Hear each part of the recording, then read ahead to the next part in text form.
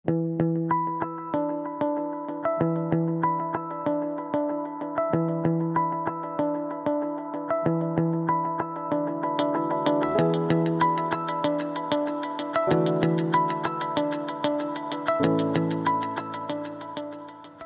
si môžem v práci zalyžovať.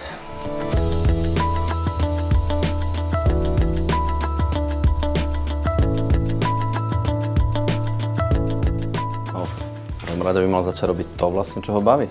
Ako, nikto nie sme nejakým spôsobom tu na otrokom niekoho, takže keď ma nebaví robiť niečo, tak sa snažím robiť to, čo ma baví. Samozrejme, že ekonomická situácia a tieto pomery to nejakým spôsobom determinujú, ale veľa vecí sa dá zmeniť. A to je napríklad možno aj tento job, ktorý sa tu tak troška zosmiešne, alebo nie zosmiešne, ale sa vytvára tak humorne, ako dream job, tester z jazdoviek a neviem čo. Ako ono je to tiež práca ako každá iná.